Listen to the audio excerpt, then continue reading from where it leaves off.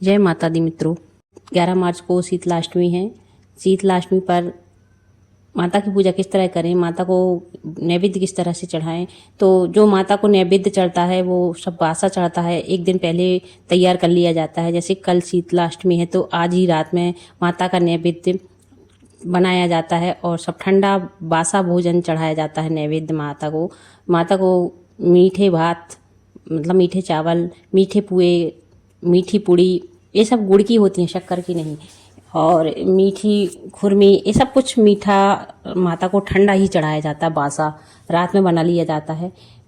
माता को ठंडा दूध, ठंडा पानी और 2 झाड़ू अर्पित अवश्य करें माता को।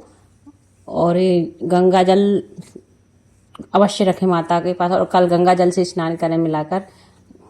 नहाने के पानी में कुछ बूंद गंगा जल की मिला लें और उससे स्नान करें।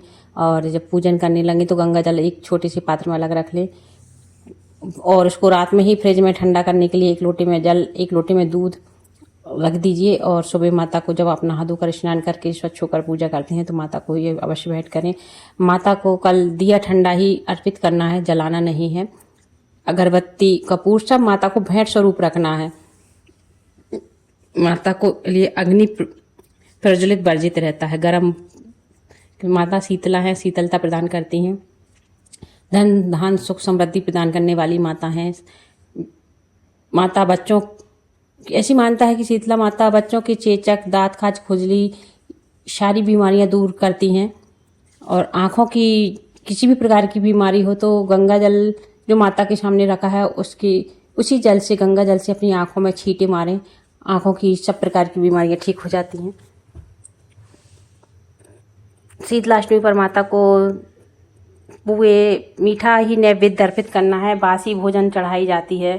ये विशेष माता का उपाय है और ये सामग्री पूजन में चढ़ाई जाती है। शीतलाष्टमी पर माता के मंत्र से जाप करें, शीतलाष्टक पाठ जाप करें।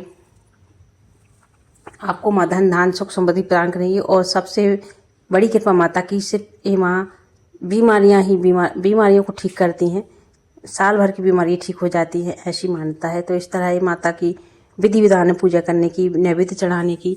अवश्य करें माता की पूजा और बासा ही खाएं। कल गरम खाना नहीं खाना है, बासा खाने से सारी बीमारियां मुक्त हो जाते हैं शरीर से, इसीलिए बासा खाना, ठंडा खाना खाया जाता है। शीतला माता की यही कृपा है।